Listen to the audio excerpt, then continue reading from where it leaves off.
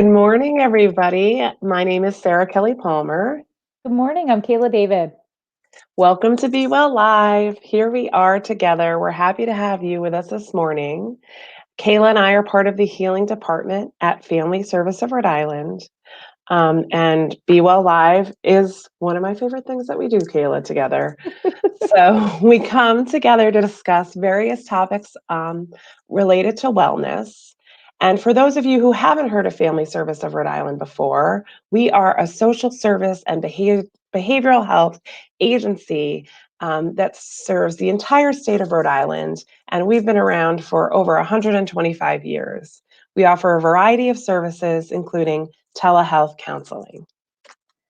So for the last year and almost a half, we have come together at points every Wednesday, at other points every other Wednesday to discuss a variety of topics related to wellness and coping with the COVID-19 pandemic and the mental health impact that the COVID-19 pandemic had on all of us.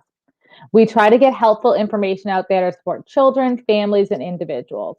With that in mind, we encourage you to share this with as many people as you can. So tune in on Facebook or YouTube, start a watch party with your friends. Help us reach as many as we can with this important information about our overall wellness. You know, the pandemic, we might be seeing kind of a little bit of a light, but we know that the mental health impact of this pandemic is not over. So we know that more than ever, it's so important for us to connect. It's important for us to be talking about mental health and normalizing, our mental health struggles and talking about overall wellness. How do we kind of cope with everything that's happened before and is coming? You know, Kayla, before we introduce our special guest for today, we do have some news to share with everyone that is very exciting. As you mentioned, we've been doing this Be Well Live platform for, is it almost a year and a half since the very start of the COVID-19 pandemic. And I know that you share the sentiment with me that it really has been such a pleasure for us to come on here and share resources and have special guests join us to talk about their expertise. And we really hope that we've made a positive impact on all of you who've tuned in with us. And we've really met so many wonderful guests and have had the opportunity to just get so many resources and information out there that I feel like it's been a really impactful and productive exercise. Yeah, that's right, Sarah. And, again, after almost a year and a half, we are not saying Be Well is over, but we have been looking at a new forum to host Be Well. So as Mhm. we're kind of coming out of the pandemic, as we are doing more, as maybe hopefully we're spending a little less time on our computers, we have decided that we want to continue Be Well. And a way to do that and a way to reach people as our experiences are changing is to convert to a podcast. So we, of course, will still be coming on time to time. You'll still see our faces on here on live stream. So that might be for a pressing topic that's come up, but or to share some kind of helpful resources or information. But we really think that it can be really valuable to kind of change and grow with the way that our communities are changing and growing, and to be able to access something while we're all out and about in the car on the way to work, while we're taking a walk, maybe even while I know I listen to podcasts while I'm in the grocery store. So kind of being able to meet all of you wherever you're at. So we will be kind of sharing our release date. So look out in the coming weeks. And we want to thank you all for supporting Be Well and making it so successful. And we hope that you'll join us in our new venture of a Be Well podcast. I'm so excited for the podcast, Kayla. I can't wait. So today's topic is one, just to kind of switch gears, is one that I think has really been on the minds of many, many people over the last several years, I would say. And that's gun violence. And we know that gun violence really has become an epidemic and really a public health crisis here in our country. Tens of thousands of lives are taken each year as a result of gun violence, and almost 40,000 Americans die every year from gun violence. That's an average of 100 individuals per day. And, as we've experienced so much over the course of this past year and a half, it doesn't really seem like those numbers are going down or getting better. Mhm. And we regularly see the impact of gun violence on children and their families in our work day to day, in our communities. So it's an important topic, and we thought we should bring this to the forefront, especially since June is National Gun Violence Awareness Month. So really being able to kind of talk about this, not just this month, but every month, and that none of us can kind of tackle this issue or this public health crisis of gun violence alone.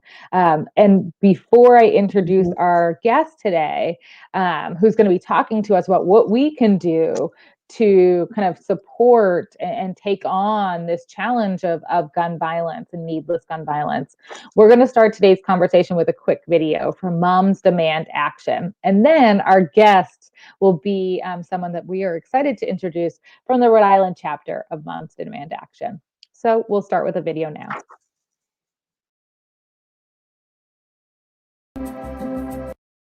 We each come from different walks of life.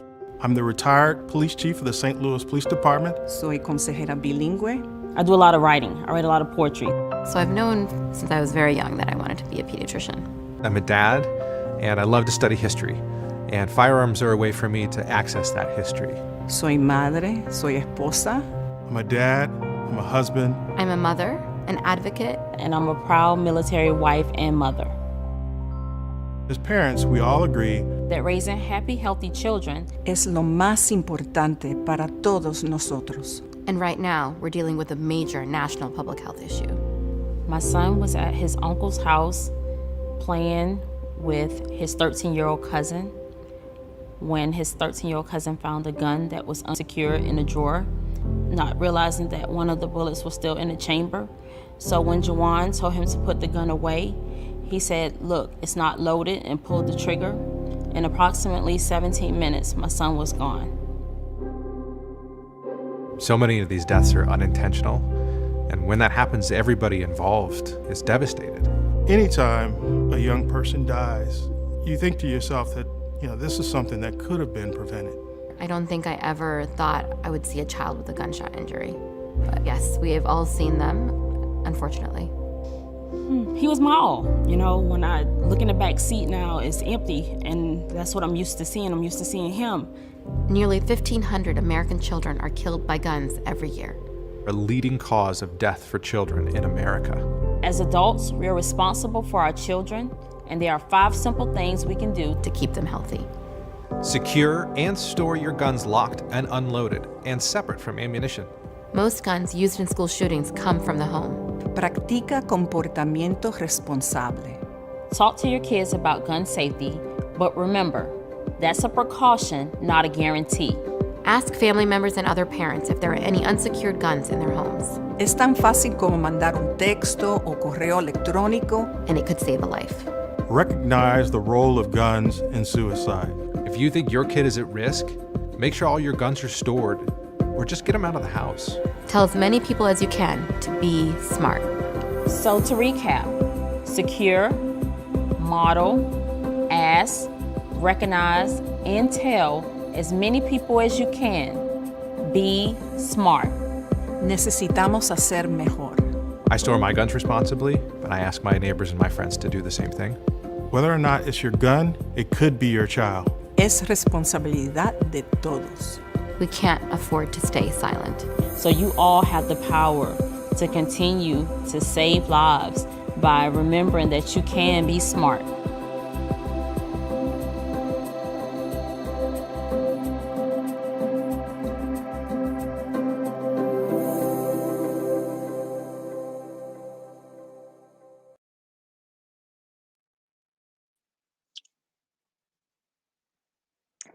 We are happy to welcome our special guest today, Susan Moretinni from the Rhode Island chapter of Moms Demand Action. Welcome, Susan. Thanks for joining us.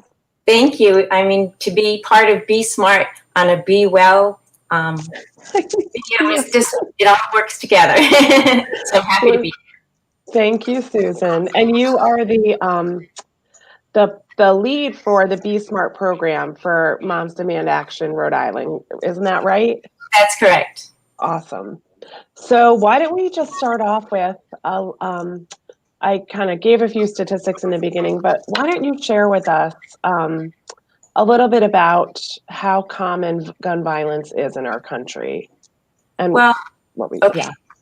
Unfortunately, with COVID, the presence of guns in the United States has just exploded, and that's not a pun intended. Just between people being able to buy them off the streets and not being tracked, and everyone seems to feel like they need to get a gun to be safe in this uncertain time.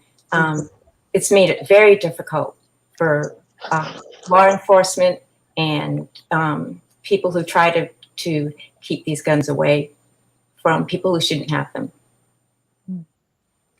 And I know here in Providence and in Rhode Island, we've seen increases in guns on the streets in our communities. And I know that for many of us, we see gun violence on the news. And when it becomes more common, we might not think that it affects us, right? There is this kind of odd thing with the news cycle. If you see it enough, it almost feels detached from you.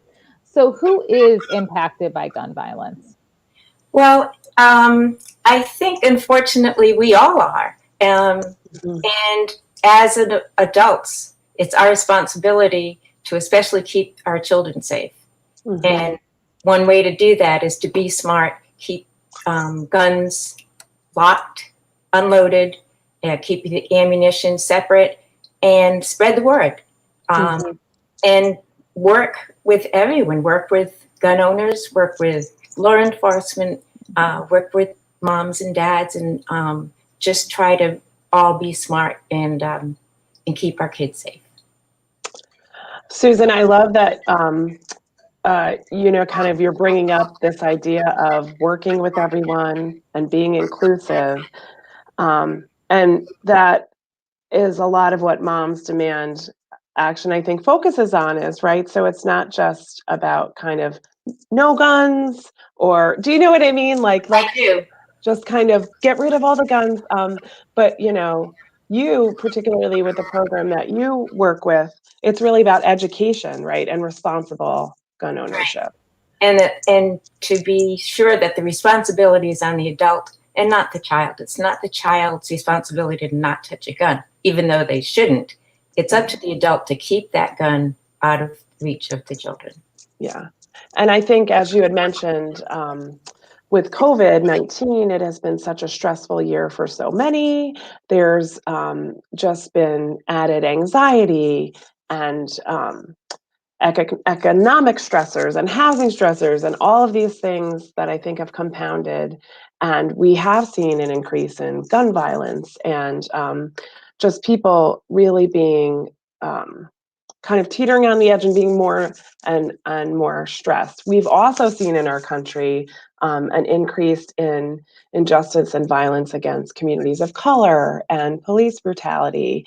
And it seems like all of these things have kind of come to a head, right, within the last year and a half. I'm wondering, in your kind of advocacy efforts and what you do, have your advocacy efforts kind of ramped up as a result of COVID or what we've been seeing lately?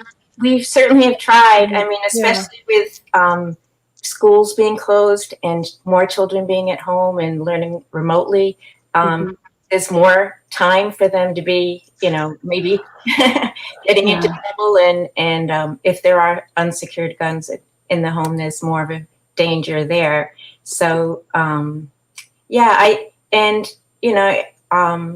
I really think just getting the word out that this isn't about having a gun or not having a gun. It's not about taking sides. It's about working together to raise awareness and keep kids safe. So one of the kinds of gun violence that we're hearing more about is mass shootings. Can you share with us kind of what constitutes a mass shooting and how common are they? Unfortunately, they are since I've been the lead Be Smart, I've been looking into this, and there are so many mass shootings that we never hear about. There is an archive, gun violence archive, where you can actually check each day for the gun violence within the U.S., and it's just staggering. You can't believe it. So a mass shooting is when I think it's 3 or more people are killed. Okay. And often with the school shootings, the student is part of that school usually, and the student has had access to the gun from their own home or from family members and friends, and obviously those guns were not secured. And also the students, usually 90% of the students give off some sort of warning sign that there's something wrong. And I think we need to be more aware of picking up on those warning signs. Absolutely. And I think, and we're going to kind of get to more of the specifics of Be Smart, but I think this idea of normalizing conversations about access to guns and guns in the home. And I know, Kayla and I, as mental health professionals, we're used to doing that, right? If we're confronted with an individual or a youth who is having feelings of wanting to harm themselves. So we're used to having those conversations, but not many people are. So I think, this idea of normalizing is such an important thing. And I know that Moms Demand Action Rhode Island, this is just a small piece, right, of what your organization does. I'm just wondering, Susan, if you could share with us how you became involved and kind of what does Moms Demand Action do? Sure. I became involved because I spent a lot of time since I've retired, a lot of time at the State House, sitting in on different sessions, and I really love doing that and hearing what bills are coming up and how our legislators feel about it. And I've encountered a lot of Moms Demand Action volunteers, and I decided that would be good for me, and so I signed up, and I was doing that for a couple of years, and then I was approached in February to see if I wanted to be the Be Smart lead. So I took it on, and to be honest with you, I didn't know anything about the program. So, because I was mostly focused on going to the State House and testifying and things like that. So I just love the program.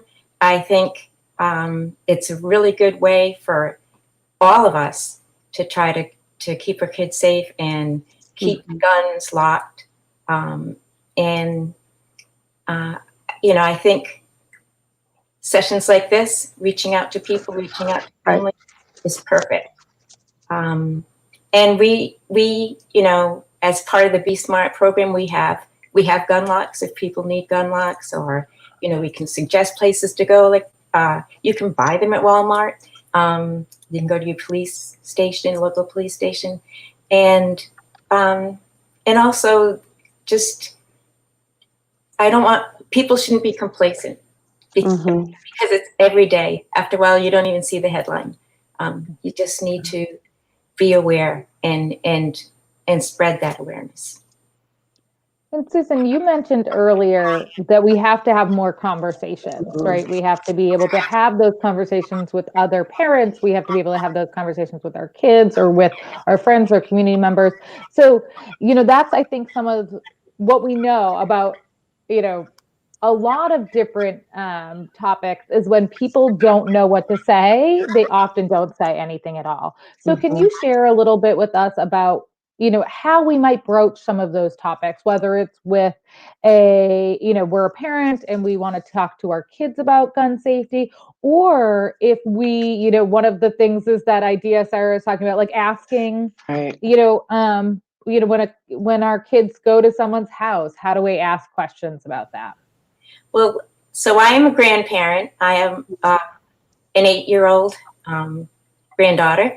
And for me, the hardest part of being the Be Smart lead, was making the ask.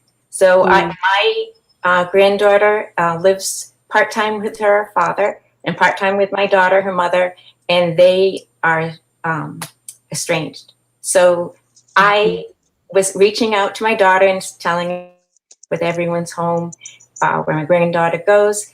And I reached out to my ex-son-in-law by text and asked if there was a gun in the home. And I honestly, since we don't communicate, I wasn't sure how he was going to react.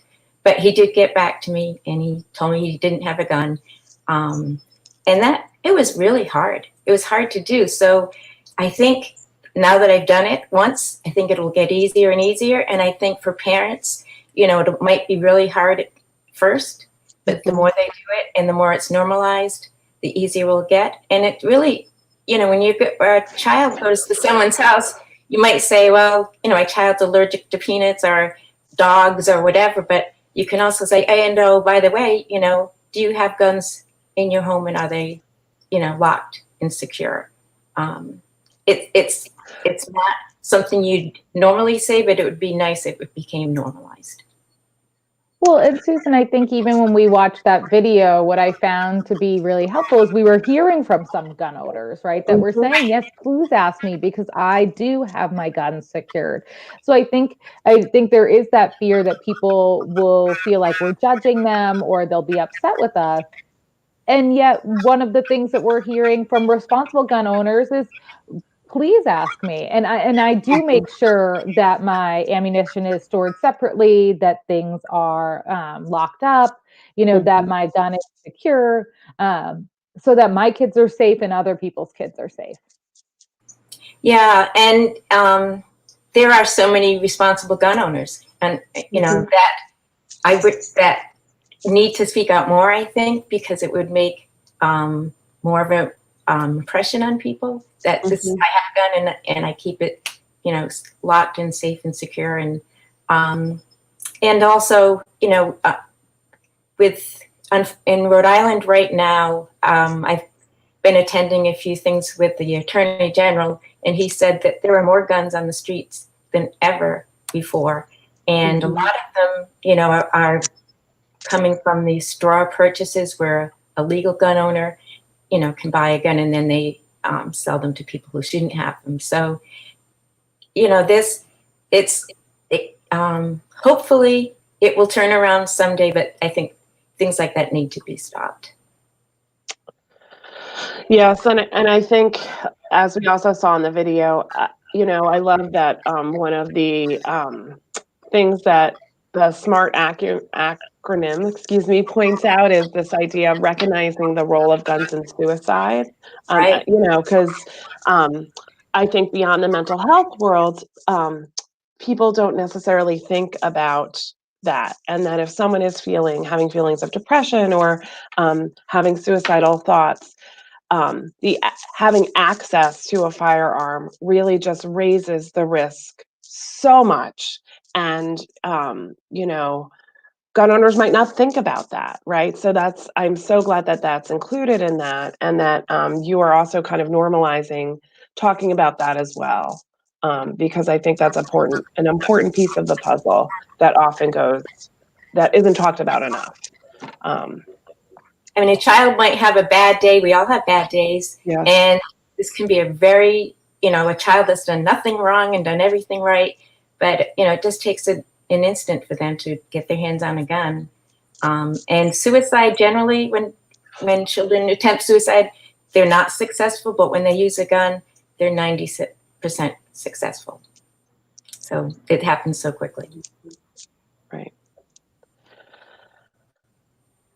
Go ahead, well, Susan, can you share with us? So we've been talking about a lot about how parents can kind of approach gun safety and gun conversations.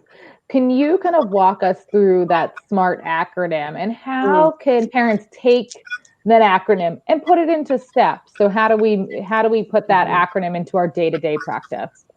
So secure is the first one, to make sure that if you own a gun, it's secured safely and out of the hands of your children. Model good behavior. I think it's important to have wellness talks with your children with simple language, like, you might talk about you don't want to, go near the bleach, and you don't want to, go into traffic, and you don't want to touch guns. Just make it part to, again, normalizing it, and then making the ask, which I found very difficult, but it's important. It's important that you know where your children are going and who has guns in their home. And now I'm on R. Yeah, that's okay. You're doing good. Recognizing the role of suicide with guns. And I think, again, like you said, people aren't aware of how many children, and I'm talking about, 17 years and younger, die by suicide using a gun.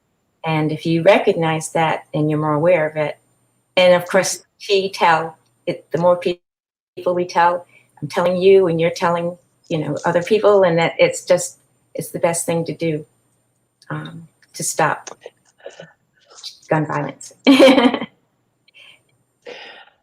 This is so important, and I love that it's also empowering and talking to kids at a very young age, just like you're saying, talking about, don't cross the street without someone, or, stay out of that cabinet. That's such an important thing to normalize and stay away from guns. Right.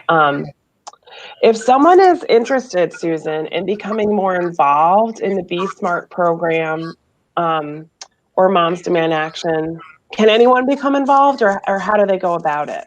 Anyone can become involved. You just, apply online, and you give them your information and what you'd like to do, and there's just so many things to do within Moms Demand Action. And then you actually will take classes and learn about different programs that we have, and